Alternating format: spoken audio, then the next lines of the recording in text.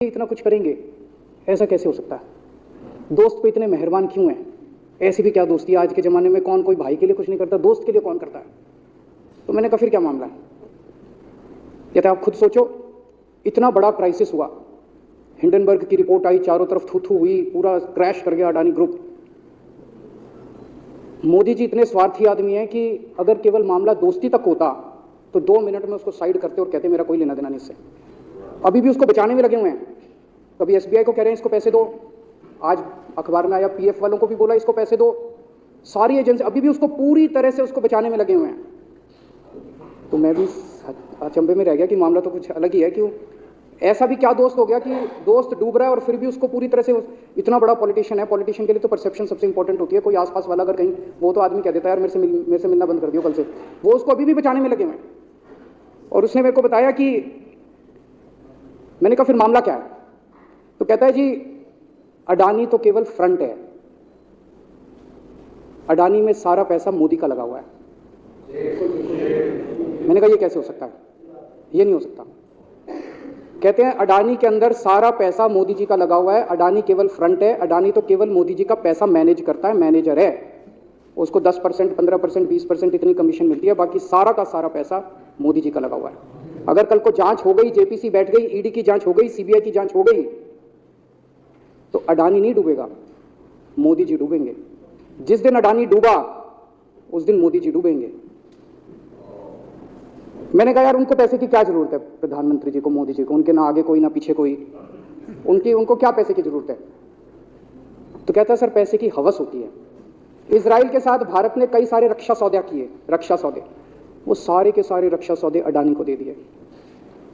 अडानी को नहीं दिए, मोदी जी ने खुद लिए। अभी 2-3 साल पहले 6 एयरपोर्ट की नीलामी हुई प्राइवेटाइजेशन के लिए, सरकार ने उनकी नीलामी करी, भाई प्राइवेट प्लेयर आके लो।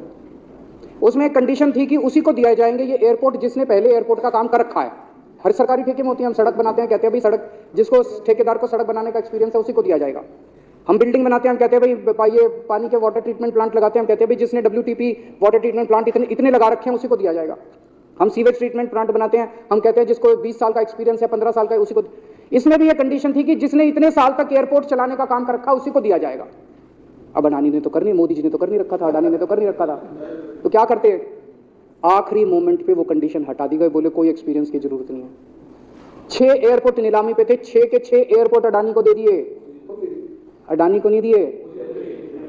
मोदी जी ने वो खुद 6 के 6 एयरपोर्ट खुद अपने नाम कर लिए।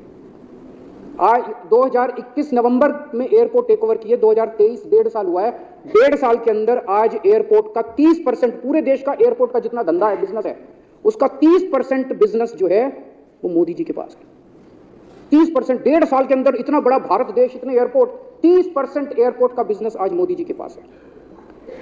एक और बड़ी इंटरेस्टिंग चीज हो रही है, ये ईडी और सीबीआई को इस्तेमाल करके बंदूक यहां रख के लोगों की फैक्ट्रियां छीनी जा रही हैं। मतलब 10 अक्टूबर 2018 को 10 अक्टूबर 2018 को कृष्णापट्टनम पोर्ट के ऊपर इनकम टैक्स की रेड हुई और 6 अप्रैल 2020 को 1.5 साल बाद वो पूरा एयरपोर्ट अडानी ने खरीद लिया। उसके यहां बंदूक रख के उसको कहा या तो दे दे और या जेल। तो वो अडानी ने नहीं खरीदा, वो मोदी जी के पास चला गया कृष्णापट्टनम एयरपोर्ट। 10 दिसंबर 2020 को एसीसी और अंबुजा सीमेंट पे रेड हुई और 2 साल बाद 16 अक्टूबर 2022 को दोनों सीमेंट प्लांट मोदी जी के पास चले गए। 2020 जुलाई को मुंबई एयरपोर्ट का मालिक था जीवीके, उसके ऊपर सीबीआई और ईडी की रेड हुई, एफआईआर हुई और 1 महीने बाद मुंबई एयरपोर्ट जो है वो मोदी जी के पास चला गया, अडानी के पास चला गया। तो ईडी और सीबीआई पे रेड कराते हैं, उसको धमकाते हैं फैक्ट्री वाले को, कंपनी वाले को कि या तो जेल जा और या तेरी फैक्ट्री हमको दे दे। ये इधर तो सुनते थे हरियाणा की तरफ, एक इधर इसकी फैक्ट्री भी छीन ली, पंजाब में भी सुनते थे इसकी भी फैक्ट्री छीन ली, इसकी।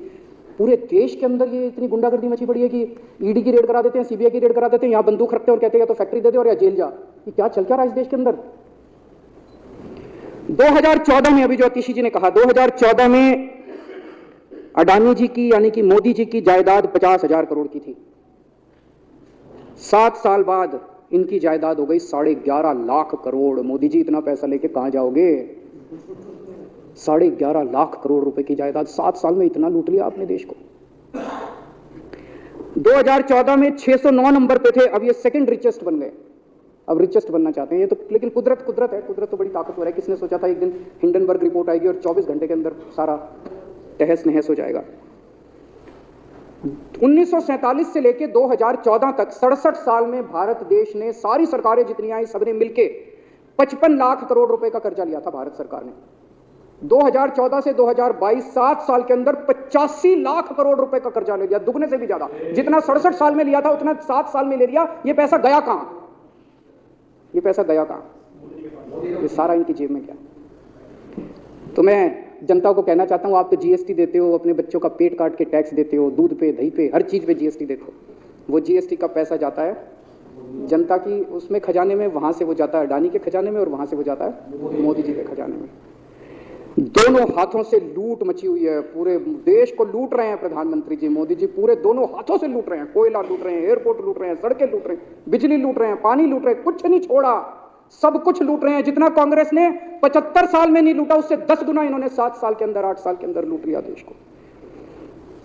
अडानी का क्या रोल है इसमें? मोदी जी कम पढ़े लिखे हैं, उनको समझ नहीं है कि करना क्या। अडानी आके बताता है पैसा यहां लगा लो, इस देश में चलते हैं, वहां की ये कंपनी खरीद लेते हैं, ईडी को और सीबीआई को इसके पीछे लगा दो। वो सारा मैनेजमेंट करता है, दिमाग उसका, पैसा मोदी जी का। उसके बदले में उसको पता नहीं 10%, 15%, 20% कितनी कमीशन मिलती है, लेकिन दिमाग सारा अडानी का है। और मेरे को ज्यादा चिंता इस बात की है अध्यक्ष महोदय, प्रधानमंत्री जी कम पढ़े लिखे हैं, उनको कम समझ में आता है। लोग आके उनको कुछ ना कुछ कहीं भी जाते हैं या कोई विदेश से आता है, उसके जो भी विदेश से नेता आता है या कहीं जाते हैं तो 2 ही कंडीशन होती है। एक तो उसको कहते हैं भाई गले मिल ले, तो वो फोटो खिंचा ले, गले मिल ले, फोटो खिंचा ले, पार्क में घूम ले, तो वो फोटो खिंचाने के लिए उसको कहा जाता है भाई फोटो खिंचा ले, फोटो खिंचाने के लिए। और दूसरा उसको कहा जाता है भाई अडानी को ये ठेका दे दे, अडानी को ये ठेका दे दे। और कोई किसी कईयों को कहते हैं तारीफ कर दे, कोई आके कुछ नेता आके कहते हैं ना मोदी जी तो दुनिया के सबसे लोकप्रिय नेता है, उसने क्या लेना देना, मोदी जी दुनिया के सबसे लोकप्रिय, वो आके क्यों कह रहा है? बदले में वो देश, ये जो गोरे हैं ना, बहुत चतुर हैं, बहुत चालाक हैं, ये ऐसे इतने भोले वाले नहीं है कि यहाँ पे आए और कह गए मोदी जी दुनिया के, वो पता नहीं किस किस चीज पे साइन करा के ले जाते हैं, पता ही नहीं चलता बदले में क्या साइन करा के ले जाते हैं। यही हुआ था 17वीं 18वीं सदी के अंदर हमारे देश में। वो ईस्ट इंडिया कंपनी वाले आते थे, उस टाइम के हमारे राजे महाराजा भी ऐसे ही अनपढ़ होते थे, उनको कुछ अकल होती नहीं थी। उनके राज्य, उनके दरबार में आते थे, उनकी तारीफ करते थे, खूब तारीफ करते थे, और पता नहीं किस किस चीज पे साइन करा के ले गए। 100 साल के अंदर पूरा देश अंग्रेजों ने कब्जा कर लिया। वही हाल अब हो रहा अपने देश का कि हमारे कम पढ़े लिखे प्रधानमंत्री हैं, पैसे की हवस है, और मतलब जो भी आता है 2 लाइन उनके उसमें बोल दे, गले मिल ले, पार्क में घूम ले, अडानी को 2 कंपनियों का ठेका दे दे, बदले में पता नहीं देश का क्या क्या बेच दिया इन लोगों ने। बहुत चिंता है हम लोगों को देश की इस वक्त, जिस दौर से देश गुजर रहा है। मुझे लगता है कि आज़ादी के बाद से सबसे भ्रष्ट प्रधानमंत्री अगर कोई हुए हैं जिन्होंने देश को इतना लूटा है, तो वो आज मौजूदा प्रधानमंत्री हैं। और उसके ऊपर कम पढ़े लिखे हैं, उनको कुछ पता नहीं, कोई कुछ भी उनसे साइन करा के ले जाता है, किसी को कुछ पता नहीं चलता। मैं संजीव झा के प्रस्ताव का समर्थन करता हूँ।